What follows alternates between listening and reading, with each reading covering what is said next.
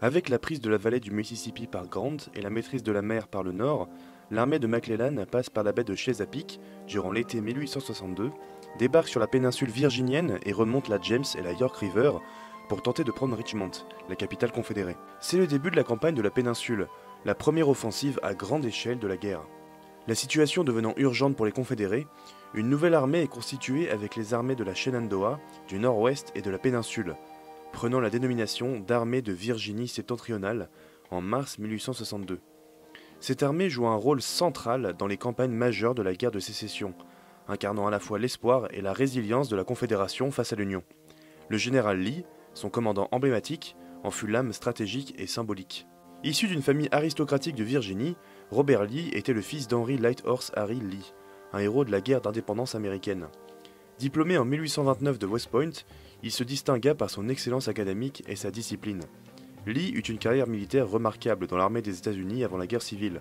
Il se fit connaître lors de la guerre américano-mexicaine, où son génie pour la stratégie fut salué par le général Winfield Scott. Effectivement, l'arrivée de Lee va ajouter de l'agressivité dans la tactique sudiste. Durant 7 jours, il va mener des assauts répétés contre McClellan, qui tente d'avancer vers Richmond. C'est la fameuse bataille des 7 jours. Avec cette nouvelle armée, Lee va repousser les nordistes aux portes de la capitale confédérée. Il va même repousser McClellan jusqu'à la mer. Si McClellan a pu être repoussé, c'est pour 2 raisons intrinsèquement liées. Déjà parce qu'il est tombé sur plus fort que lui, à savoir le général Lee, et ensuite parce que McClellan avait un défaut qui portera préjudice à toute l'Union durant la guerre. Il doutait trop de lui-même et de ses effectifs et surévaluait la menace. Selon John Keegan, historien britannique, ainsi fut ruinée la meilleure occasion pour l'Union de mettre fin à la guerre. Lee avait dirigé les batailles de 7 jours avec beaucoup de compétences. McClellan avait gâché toutes ses chances. Toute la campagne confirme l'opinion de ses critiques. McClellan était psychologiquement incapable de pousser une action jusqu'à son issue. Craignant l'échec, il ne cherchait pas la victoire. L'armée de l'Union réussit pourtant à obtenir quelques victoires, comme à Malvern Hill, mais McClellan n'en tira aucun parti pour obtenir un résultat qui aurait pu se transformer dans les jours suivants en un retournement décisif de la situation. Pour rattraper l'échec de McClellan, Grant compte prendre Vicksburg, pour définitivement scinder le sud en deux et faire du fleuve Mississippi un corridor de ravitaillement pour le nord. Mais le nord doit jouer la carte de la sécurité, après la défaite de la deuxième bataille du Bull Run, fin août 1862. En effet, Lincoln envoie le général John Pope réorganiser les troupes de McClellan et relancer une offensive contre Richmond. Ce fut un échec, car McClellan refusa d'amener l'armée du Potomac soutenir l'armée de Virginie de Poe. L'issue est que l'Union passe de l'offensive à la défensive, puisque Washington se retrouve menacé par une invasion confédérée. De ce fait, Grant doit attendre que Washington soit sécurisé avant de demander des ressources pour mener le siège de Vicksburg. Lee, quant à lui, passe à l'offensive puisque le Nord n'a plus l'initiative et le Sud veut faire sortir les nordistes de la Virginie. Juste après le deuxième Bull Run, le Maryland est envahi par les Confédérés. Mais la bataille d'Antietam stoppe leur avancée le 17 septembre 1862. Le 17 septembre 1862 sera non seulement connu comme étant le jour le plus sanglant de la guerre, mais comme étant le jour le plus sanglant des guerres passées et à venir de l'histoire américaine, avec 3654 morts. C'est encore pire que le 6 juin 1944 à Omaha Beach ou que le 19 février 1945 à Iwo Jima. L'invasion sudiste dans le Maryland est alors arrêtée à Antietam. Cette bataille est brutale, 23 000 pertes en tout, morts, blessés ou capturés compris. Mais son issue reste ambiguë. D'un côté, McClellan stoppe l'avancée du Sud dans le Maryland, mais à cause de son caractère temporisateur, il a laissé Lee faire une retraite tactiquement réussie alors que son armée était désorganisée. La victoire du Nord à Antietam est davantage diplomatique que militaire en fait. En effet, la bataille d'Antietam décrédibilise le Sud sur la scène internationale. Elle qui avait espéré l'intervention de la France ou de la Grande-Bretagne, elle se retrouve sans alliés potentiels venus de l'étranger. Voilà donc l'issue de la campagne de Lee dans le Maryland. Mais du point de vue purement stratégique, Antietam n'est pas un si gros échec pour le Sud. Le but premier de cette invasion était d'alléger la pression sur la Virginie. La Virginie, principal champ de bataille du front oriental, était effectivement épuisée par des mois de combat. En déplaçant le théâtre des opérations vers le nord, Lee espérait permettre à l'État de se réorganiser et récolter les ressources nécessaires pour soutenir l'effort de guerre. Cette victoire n'empêche cependant pas McClellan de se faire limoger de son titre de général de l'armée du Potomac, qui est à l'époque l'armée la plus importante de l'Union sur le front occidental. Lincoln met beaucoup d'espoir en Burnside, son remplaçant. Celui-ci envisage de marcher vers le sud pour prendre Richmond. Pour avoir la moindre chance de succès, il devait manœuvrer rapidement, ce qui exigeait de franchir le Rappahannock par surprise. Il fallait pour cela des pontons qui devaient être apportés de dépôt à Washington. Les pontons tardèrent à arriver, ce qui retarda le franchissement de la rivière. L'armée de Lee eut ainsi tout le temps de déjouer la manœuvre et de s'opposer à la traversée. Le premier échec de Burnside est alors à la bataille de Fredericksburg. Les sudistes jouissaient de tous les avantages, position dominante et protection contre les tirs de riposte, et purent ainsi facilement abattre les assaillants. Les pertes sont telles et le manque de coordination avec son subordonné le général Halleck que Burnside demande à Lincoln sa démission. Lincoln refuse de voir Burnside partir, il a besoin de lui et de son tempérament de combattant. Bombe le torse, relève le menton, d'accord, hein? C'est qui le patron? C'est moi. On dirait Donald Duck. Le Nord n'a plus l'avantage du moral. Lee avait montré qu'il pouvait frapper dans l'Union en envahissant le Maryland, même s'il a fini par partir. De plus, Grant ne peut libérer le Mississippi en attaquant Vicksburg à cause d'un enlisement dans différents petits affrontements contre la cavalerie de Forrest et de Van Dorn. Au même moment, le général confédéré Braxton Bragg lance un plan d'invasion du Kentucky entre juin 62 et octobre 63. En fait, si on regarde bien sur une carte, le Kentucky, c'est entre le nord et le sud, et contrôler le Kentucky, ce serait avoir la possession d'un glacis protecteur contre l'adversaire. De plus, Cincinnati, la capitale de l'État, est un nœud ferroviaire plus important à l'époque que Chicago. D'autre part, le Kentucky est un autre État neutre que la Confédération veut rallier dans son camp. Le plan de Bragg est simple, détourner l'attention du nord vers le Kentucky, tout comme Lee avec le Maryland. Mais si Bragg fait ça, c'est surtout pour empêcher Grant d'obtenir les ressources dont il a besoin pour prendre Vicksburg. Le général unioniste qui va tenter de sauver le Kentucky, c'est Carlos Buell. Mais il éprouve des difficultés à stopper les troupes rebelles. Bragg est gagnant du terrain jusqu'à Perryville. À la bataille de Perryville, le Sud vainc encore les nordistes une dernière fois. Mais leur armée est désormais épuisée et isolée, ce qui oblige Bragg au repli pendant la nuit. D'ailleurs, Braxton Bragg, quand il s'éloigne de Perryville, ne sait même pas qu'il a gagné la bataille, preuve de la confusion qui règne durant les manœuvres de la guerre. C'est même un phénomène assez courant durant cette guerre. Il y a beaucoup de batailles qui n'ont pas d'issue parce que tout simplement on ne peut pas vraiment dire qui a gagné. Il faut dire que certaines batailles ont des issues qui sont assez difficiles à déchiffrer, ce qui fait que les deux camps, parfois, revendiquent une victoire. L'armée de Bragg quitte alors le Kentucky, la laissant au nord. Après tout, Bragg avait rempli sa mission, celle de détourner l'attention du nord pour retarder un siège à Vicksburg. Mais cette campagne a coûté trop de ressources au sud pour au final pas vraiment d'enjeu. C'est donc un échec stratégique.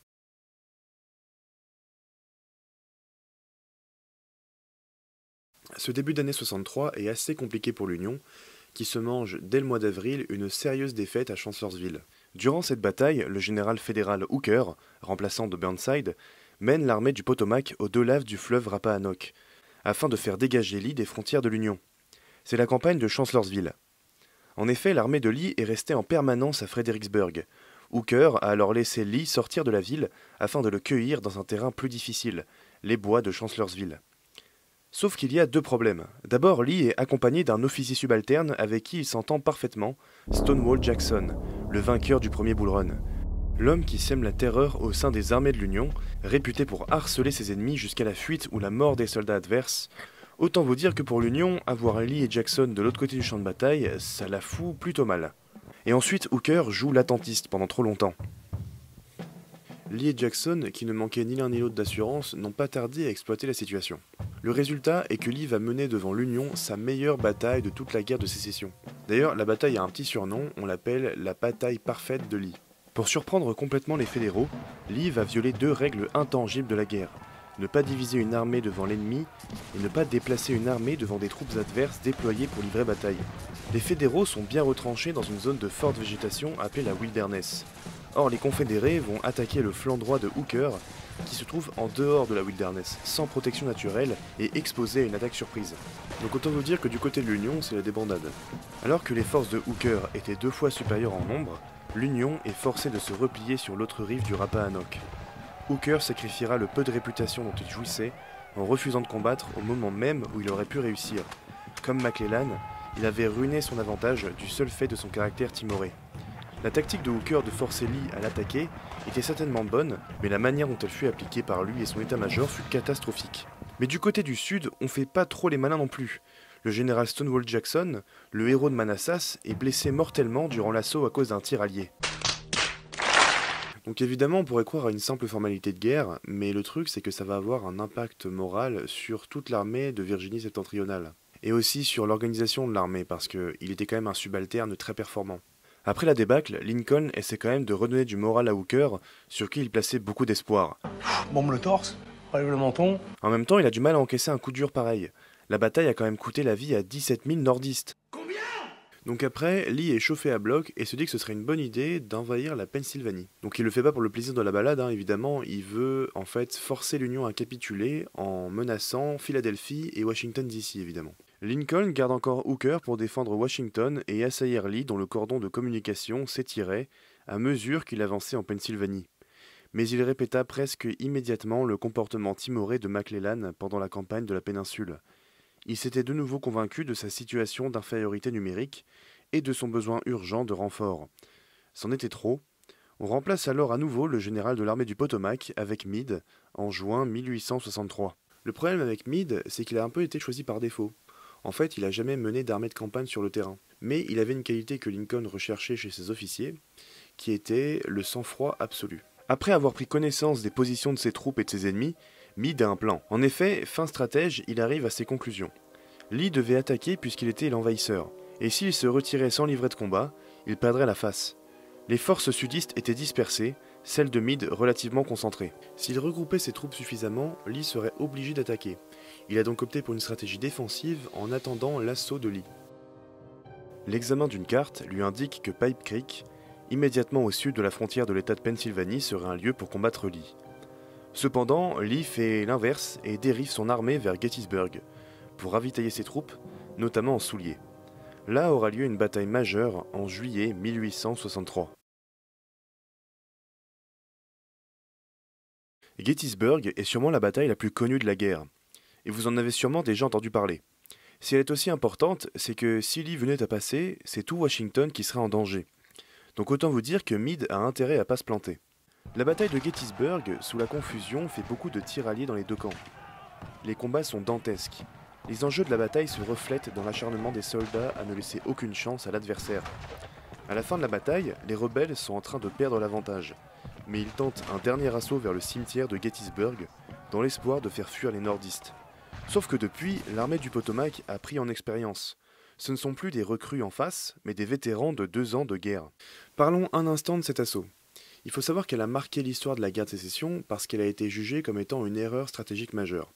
Au passage, elle porte même un nom, la charge Pickett, du nom de celui qui a mené l'assaut, George Pickett. Environ 12 500 soldats confédérés sont envoyés pour percer le centre des lignes de l'Union sur Cemetery Ridge, le cimetière de Gettysburg. Cette attaque frontale, à travers près de 1,5 km de terrain ouvert sous un feu nourri d'artillerie et de mousquets, se solda par un massacre. Plus de la moitié des hommes furent tués, blessés ou capturés. Cet échec catastrophique brisa l'armée confédérée à Gettysburg, contraignant Lee à battre en retraite et mettre fin à l'invasion du Nord. Après la charge du cimetière de Gettysburg, la Confédération n'ira jamais plus loin en territoire fédéral, étant donné qu'elle ne fera que reculer jusqu'à la fin de la guerre. Pour l'anecdote, George Pickett était le dernier de sa promotion à West Point en 1846. Lee a effectivement échoué à Gettysburg. Cette bataille était décisive et surtout elle donna un ultime élan à l'Union, tout en portant un coup fort au moral confédéré. L'événement est surtout symbolique, tellement que Lincoln prononcera quelques mois plus tard un discours à Gettysburg pour inaugurer son nouveau cimetière accueillant les tombes des combattants. Son discours, l'adresse de Gettysburg, est assez connu aux États-Unis, il fait 270 mots anglais, et l'habileté du discours tient sur le fait que Lincoln ne fait pas de différence entre le sacrifice du Nord et celui du Sud. Finalement, si Gettysburg est aussi connu dans l'histoire de la guerre de sécession, c'est surtout parce qu'elle a coupé toute ambition sudiste d'envahir le territoire fédéral. Au même moment, l'armée de Grant essaie de faire tomber Vicksburg. Après la prise de la Nouvelle-Orléans par Farragut, ces navires ont remonté le Mississippi pour venir en aide à Grant lors du futur siège de Vicksburg. En juin, les navires de Farragut avaient remonté le fleuve jusqu'à Vicksburg, s'emparant en chemin de Baton Rouge, la capitale de l'État de Louisiane. Ils avaient établi le contact avec la marine fluviale fédérale de l'Amont. Presque tout était prêt à ce moment-là pour que Grant et Farragut se mettent à assiéger la ville de Vicksburg, garante du Mississippi. Sauf qu'un général de l'Union a voulu faire campagne tout seul contre Vicksburg et son nom c'est John McClernand. McClernand disposait d'importants soutiens à Washington et s'embarqua dans une aventure personnelle pour capturer Vicksburg, précisément au moment où Grant entamait sa propre campagne. McClernand, ancien membre du Congrès, était un protégé de Stephen Douglas, et malgré la disparition de son mentor, il conservait une stature politique éminente. McClernand avait ses propres ambitions, il connaissait l'avantage politique d'une carrière militaire réussie, et quoique son expérience dans ce domaine se limitât à quelques semaines de service dans la guerre de Black Hawk, il était malheureusement convaincu d'être un commandant talentueux, au moins égal à Grant, et entreprit d'obtenir un commandement indépendant dans l'armée et de parvenir à la victoire. En juin 1863, il finit par aller trop loin. Au mépris d'un ordre interdisant aux officiers subalternes d'écrire à la presse, il finit par publier une dépêche auprès d'un journal de l'Illinois, dans laquelle il se félicite de ses actions durant la bataille de Champions Hill. Grant finit donc par le relever de son commandement, mettant fin à sa carrière express de grand meneur d'hommes autoproclamé. Au final, ça aura fait perdre du temps à tout le monde, quoi. Donc, avec du retard, le siège de Vicksburg peut commencer. Vicksburg, c'est une ville bien gardée. Les Walnut Hills, collines sur lesquelles la ville se dresse, sont abruptes. Et en 63, elles étaient entrecoupées de profondes ravines boisées, dans lesquelles s'étaient hérissés des broussailles, des joncs et des éclats de bois. De plus, les confédérés n'ont pas manqué d'installer des pieux pour couper toute progression ennemie.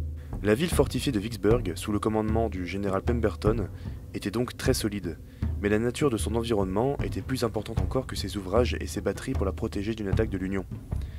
En décembre 62 et janvier 63, Sherman avait tenté des assauts depuis le bayou de Chickasaw, en vain.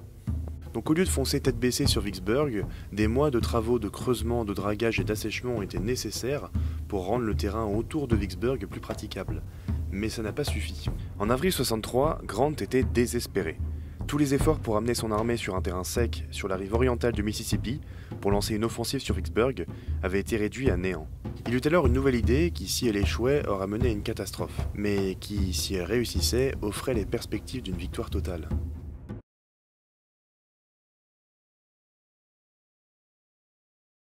L'objectif était de faire descendre son armée le long de la rive ouest du Mississippi, le franchir au sud de Vicksburg, puis attaquer la ville par le sud et par l'est, ou joindre ses forces à celles de Banks, capturer Port Hudson, puis faire route ensemble pour capturer Vicksburg.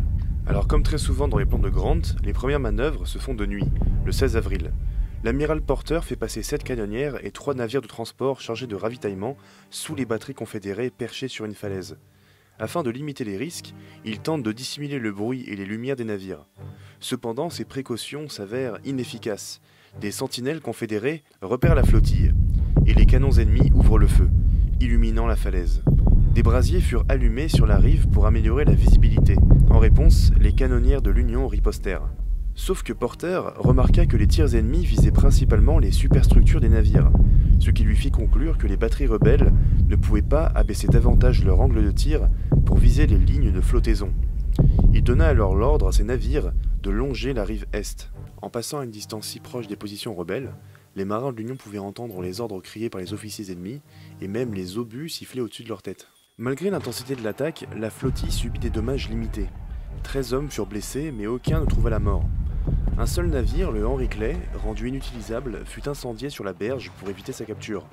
Par la suite, les navires de l'Union se débarrassent des différents forts sur la rive du Mississippi. Bon, après, je vais pas entrer dans le détail parce que la campagne de Vicksburg, c'est long et c'est pas très passionnant. Retenez juste que Grant a reçu l'information que la Confédération avait envoyé des renforts commandés par Joseph Johnston. Son armée stationnée à Jackson, la capitale du Tennessee. Les généraux fédéraux Sherman et McPherson sont dépêchés par Grant pour s'occuper de Jackson début mai. Les confédérés sont repoussés à Jackson, la ville est incendiée et les forces de l'Union rejoignent Grant pour se concentrer exclusivement sur Vicksburg. Ensuite, toujours pour faire simple, les rebelles se replient dans Vicksburg le 18 mai, après plusieurs assauts autour de la ville. Mais les sudistes se sont retrouvés comme un ours qui grimperait à l'arbre pour fuir les chasseurs. Ils étaient pris au piège. Plus aucune armée ne viendrait les aider. Les bombardements ont poussé les habitants à vivre sous terre, la faim et la soif ont épuisé la ville, tandis que la chaleur de plus en plus forte de l'été se fait sentir. La ville de Vicksburg se rend finalement à Grant le 4 juillet 1863. En tout, durant la campagne de Vicksburg, 30 000 confédérés ont été faits prisonniers et 10 000 ont péri. Malgré les coups de la campagne de Vicksburg, la ville fortifiée est prise et cet événement annonce un tournant dans la guerre. En fait, on pourrait même considérer que c'est à ce moment-là, ce moment précis, que la Confédération avait perdu la guerre en fait.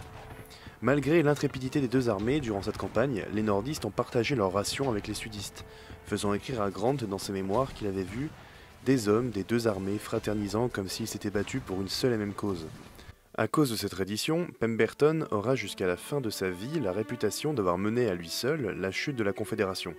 Certains l'ont même sérieusement accusé de trahison, en atteste le choix de la date de sa reddition, le 4 juillet, jour de la fête nationale américaine. Grant, quant à lui, n'était plus l'homme du Fort Donelson, mais l'homme de Vicksburg. Il est désormais l'homme incontournable de l'armée américaine, et est nommé major général.